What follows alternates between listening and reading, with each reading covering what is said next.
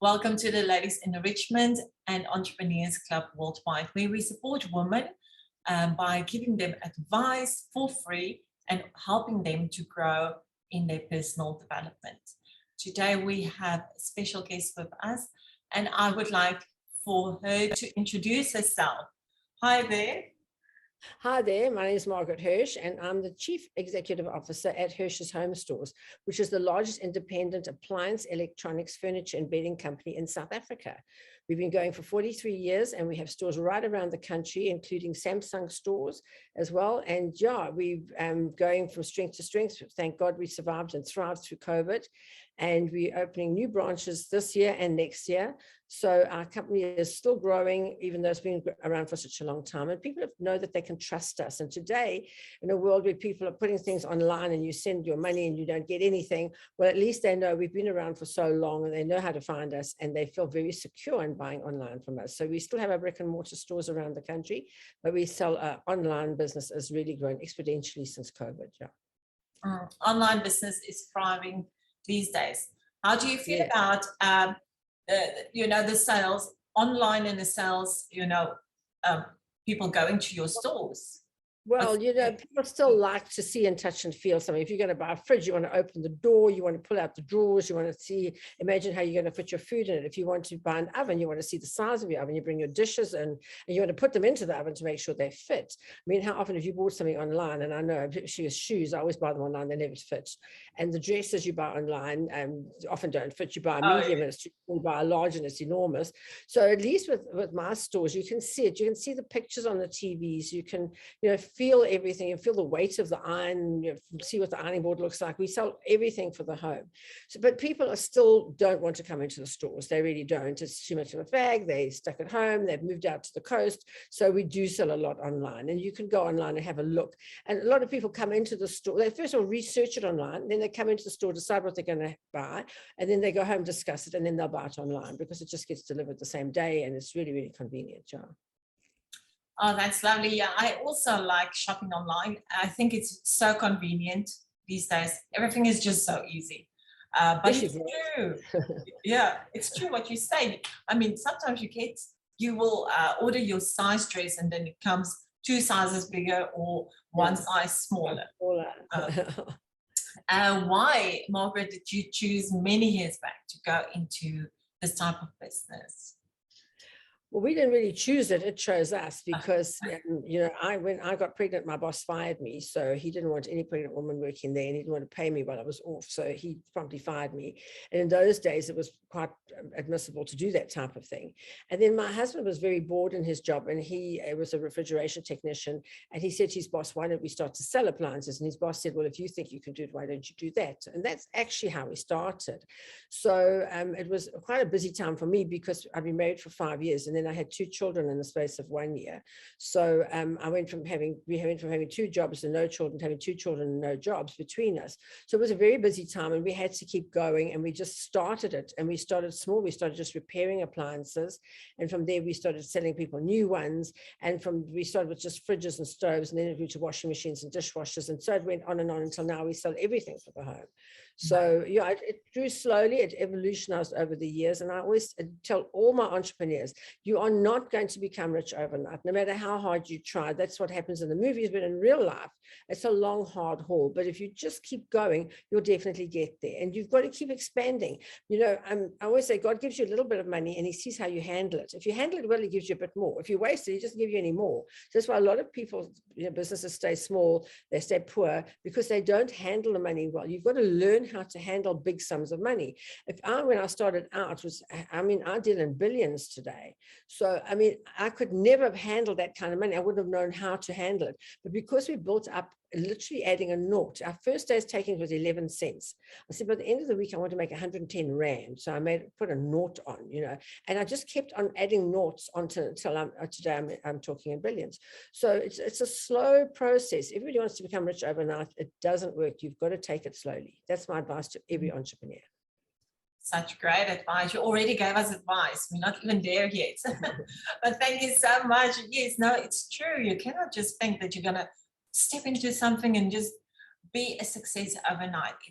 There is steps that you need to take. And I think this is something that a lot of people need to hear on a daily basis when they feel like, I'm going to give up. I don't want to go on. I don't feel like doing this one more day.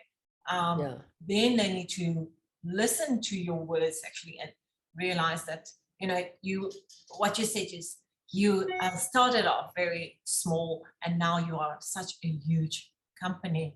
I want to share screen your website, and I think, yeah, here it is. There. Okay, so we are going to go to the About page. And here you you can tell us. Yeah, that's when we got married in 1972. We started the business in 1979. And you saw it was just a little store that only did repairs. And from there, we went to the next store in 1984, which was the first store that we bought, because we realized we were paying rent every month, but we were not getting anything back from it. So we thought, well, this is crazy. So we went and we bought that next store on auction. And our tipping point was the microwave oven, which came into South Africa in about 1982.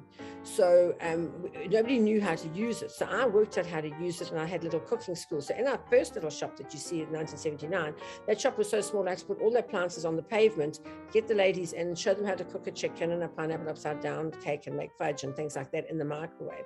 So then when we bought the store down the road, we had the shop downstairs, but I had a cookery school on the top. So people used to come to me and I taught them how to cook. Oh, lovely. And then from there, we opened our big superstore, which was in 1998, and our store in Umhlanga in 2001. And so we went through 2002, we opened 4 ways in Johannesburg. And then we started opening stores around Johannesburg, Stevens Valley, Centurion. And at that stage, I opened my first franchise store, which wasn't a success. So don't people say, oh, you had such success. I had a couple of failures. I opened that as a franchise store. The franchisee ran it into the ground. I had to take it back, give him his money back and start all over again. Then I opened in Meadowdale because one of my mentors and the person I really looked up to named June Shute, she used to have a company called Appliance City. And that was in the store at Meadowdale. So that's why I bought that store, because it was really lucky for her. And I thought it'd be lucky for me too, which it has been.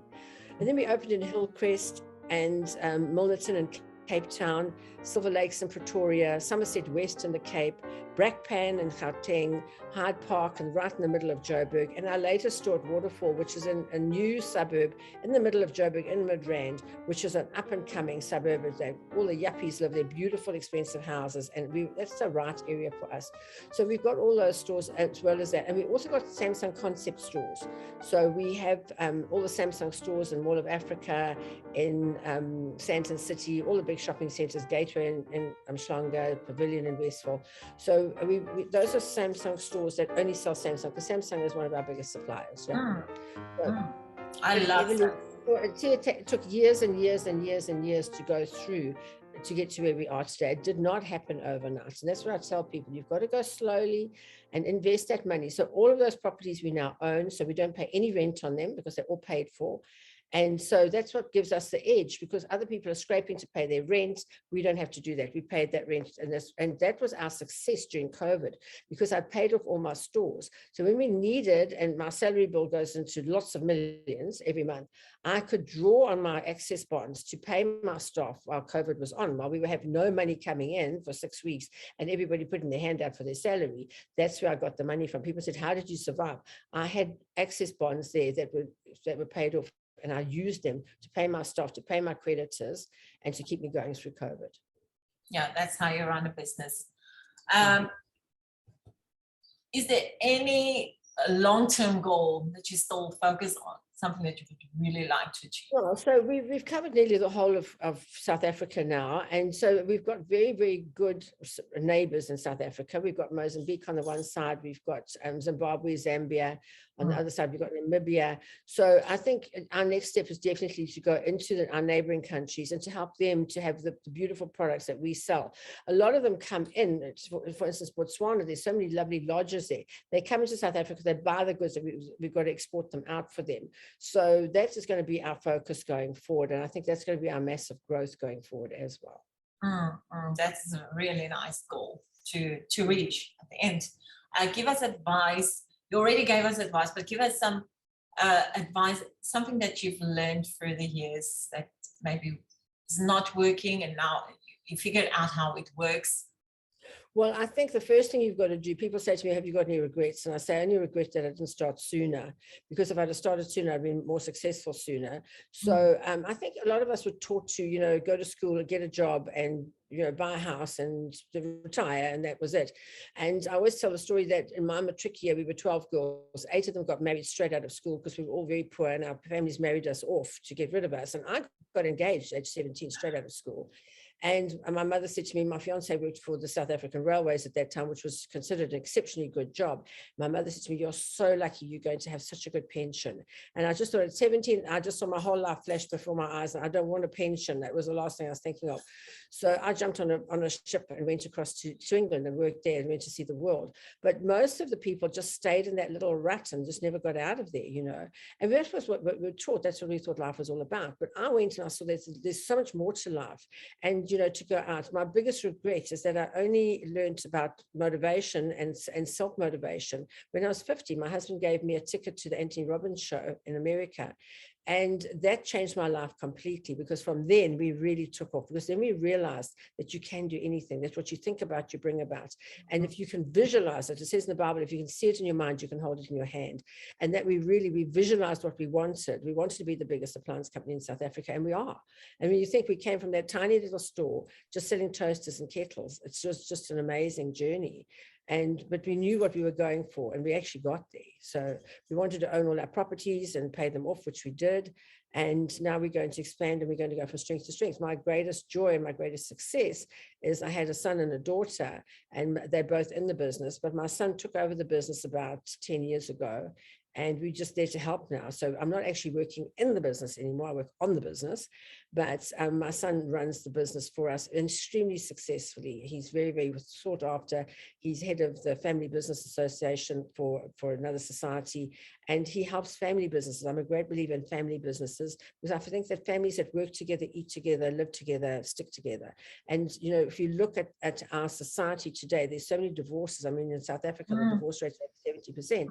If we can keep families together, what's the most important thing in your life is your family. And the last thing you want is scattered across the oceans, So if we can keep families together, working together, living together, making money together, it's a recipe for success. Yes, it's true. It's very true. Even for me, my son and my daughter, they are already entrepreneurs. They are doing their own things. And my son is a cyclist, so he's fixing bikes. And one day maybe he's going to have his own bike shop, who knows? And they're still in school. They're still very young, because I'm entrepreneur, thinker, and I love also to encourage women out there to go for it. Well, that's my whole thing going forward. My goal is to have every woman financially independent, because a financially independent woman has choices. She doesn't have to stay with a man who's beating her. She doesn't have to worry about her children, how she's going to feed them and how she's going to clothe them and how she's going to educate them. If she's financially independent, she can leave at any time that she doesn't want to be with the person she's with, and she can take her children, she can educate them, feed them and clothe them. A lot of women are thrown into a situation where they never thought it would happen. They thought they found the man of their dreams, they got married, they had their children, and everything was perfect. And suddenly he goes, and you don't know how. You have to cope with your grief, you have to cope with your children, you have to cope with yourself, and you don't know what to do. So what I did is I worked with a lady by the name of Mary Ann Vundler. Now, Mary Ann Vundler was Nelson Mandela's chef when he was in office. And when he retired, she retired. And I said to her, you're too young and too vibrant to retire. So what we did is we started a cookery school in my store in Umlazi.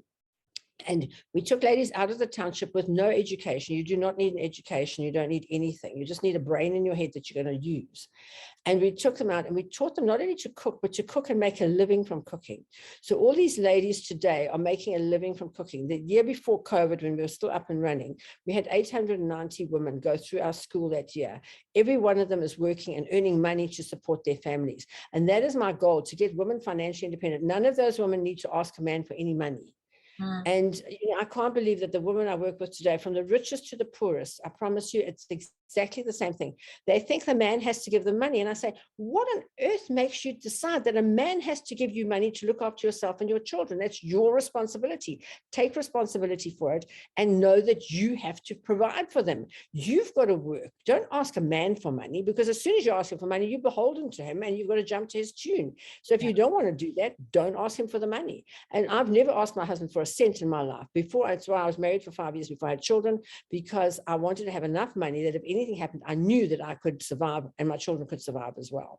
So I think if women sort of think it through and decide that there's nowhere in the world that it says a man has to provide for you, because he really doesn't. You've got to provide for yourself. And if you decide to have children, you've got to provide for those children too. And I think if we can change that narrative and get rid of the patriarchal society where women think that they're going to listen to a man or be beholden to a man, those days are gone. In fact, I see the opposite coming through, where now women like me, my husband is my entertainment committee. He's there to entertain me. He doesn't have to provide food for me. He doesn't provide accommodation for me. He doesn't provide anything for me. He just is there to entertain me. And you know, it's a much better relationship. You don't ever fight. Okay. And it's definitely the way that I think the world is going to go, because no man wants to go and work himself to a frazzle to pay somebody to stay at home to look after his kids. I mean, that's just not fair.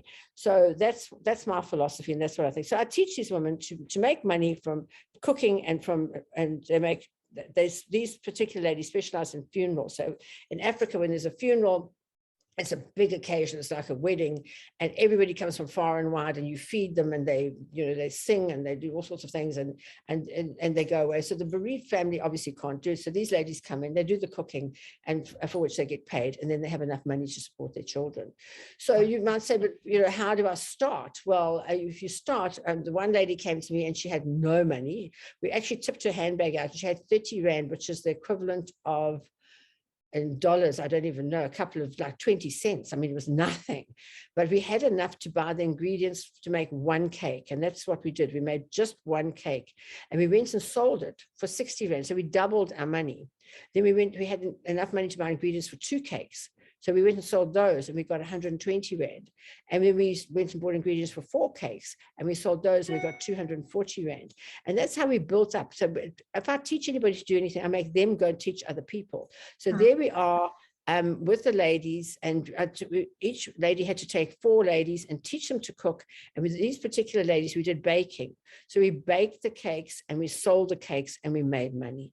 And we started with just 30 Rand baking 1 cake, and then we made 2 cakes, 4 cakes, 8 cakes, 16 cakes, 32 cakes. And so it went on until we, this particular lady, whose name is Anna, is now extremely wealthy today. She drives a Mercedes-Benz. She's in the pound seats, but she in turn had to teach other women. So each time we taught women, we made them go and find 4 women to teach, to do exactly the same thing that we taught them. And that is how those women are now financially independent.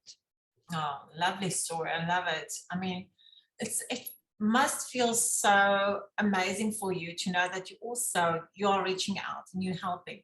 And once you do that, once you support women in any way, you feel so enriched yourself.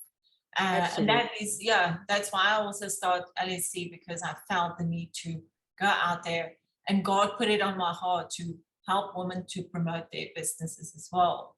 So it's lovely to hear how you took them from a very small to a very successful business. Yeah.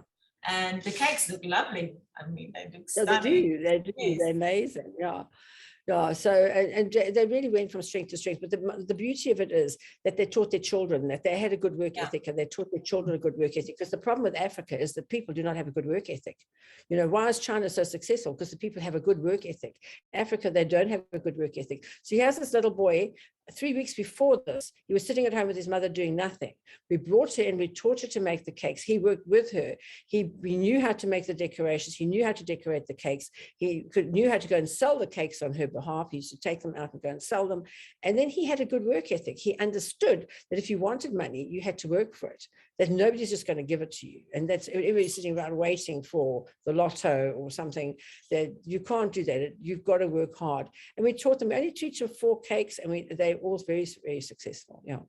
Oh, that's lovely. So you also teach the youngsters, which is great, because of course a child looks up to their parents, and they see what their mum's doing, what their dad's doing, and they Children will do follow in what those they see. footsteps, right? Yeah, children do what they see their parents do. They don't listen to what their parents say. They see you do it, they will do it. That's why my children have a good work ethic, because they were brought up with a good work ethic. They know that they've got to work every day. They don't want to spark off and do nothing, So it makes a huge, huge difference to the children, because what my son learned in working with us in the store in his school years stood him in good stead when he started work, because he had catapulted above all the others. We now had to come into the workplace and start learning, one, how to work, and two, what to do. He already knew how to work and he knew what to do. So it's a great thing. I think every parent should teach their child how to work.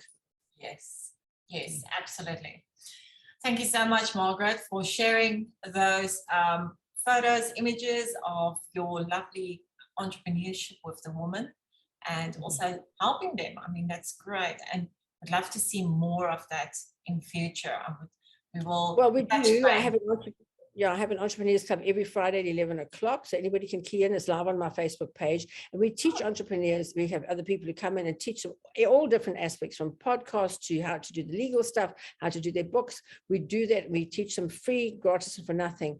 All they have to do is join the free Facebook page. And even if they can't join, it's recorded. They can just go back and look at the previous ones that we've done. And I mean, we started so many businesses are successful. And so many businesses we started during COVID are extremely successful now, that it's nearly finished here.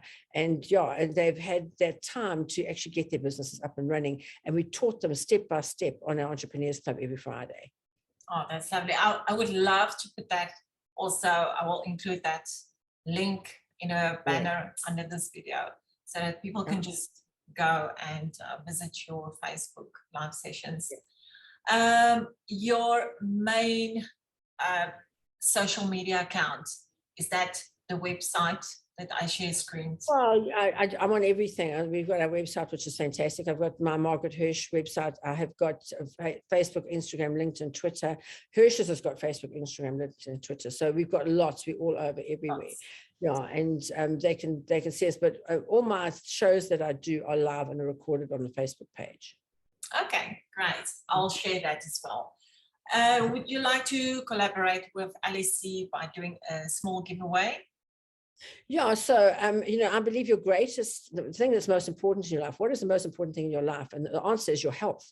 Without your health, you have nothing. So the woman always has to be healthy, because she's now, you can't pour from an empty cup. You have to be healthy, you have to be energetic. And from that, you look after your husband, you look after your children, and you make sure that they're healthy and energetic. So for me, I'm vegan, so I don't eat meat, chicken, fish, don't drink milk, and don't eat eggs. So I have a completely plant-based diet. And for that, I'm extremely healthy. I'm 72 years old. I still work a 20-hour day, 7 days a week. And I have the energy to do that because I'm not filling my body with stuff that's going to clog it up and make it unhealthy. So I'm going to give away a vegan cookbook. I wrote the vegan cookbook myself because people don't understand veganism. So it teaches you how to do all sorts of different food. I've just had a whole lot of blood tests done, and my blood was absolutely perfect. I had the right amount of red blood cells, the right amount of white blood cells. Everything was perfect. And I only eat plants. I teach people how to do it. So that is my cookbook. It's called Hirsch's Vegan Cookbook, and I'll give it away to any lucky reader who wants to come in and ask for it. Yeah. Thank you so much, Margaret. Would love to have it myself, so I'll go on which site to order this book. You go onto the Hirsch's, just on Hirsch's, www.hirsch's. Right. And it'll come up. You can buy it on there. Yeah. Amazing. Thank you so much, Margaret, for your time today. Thank you for sharing so much with us. I mean, this was such an inspiration for me as well as a young entrepreneur. And I feel that in future, I would love to touch base with you to see where you're going, and we can talk more about the ladies that you're helping. And I would love to children. I work a lot with children. I work in the schools. I work with the girls who don't have sanitary pads. We get them up and running. So yeah, I'm so glad that now COVID's over, I can get back into the schools, because for 2 years I couldn't go into the schools and talk to the girls. So there's a lot of poor girls that were trying to go to school and they haven't got sanitary protection. So we help them with that as well. I work in the orphanages. I run an orphanage with a fabulous, fabulous woman. And for Women's Day, we're doing a video on all the amazing women that I work with. with who do amazing things every single day. And they really are the unsung heroes. Nobody recognizes them, but I do, because I know the wonderful work that they do with the children. To me, the children are our future, and we have to absolutely make sure that we look after our children and teach them so well. Yeah. Lovely. I would love to share them as well on this platform. So if you ever want to meet up with me again, let's do it. Let's do another video and get them out there so people know about them. Thank you so much, Margaret, for Thank you very joining. much. Lovely being on your show. Thank you very much. Thanks. Take care. Bye-bye. Bye.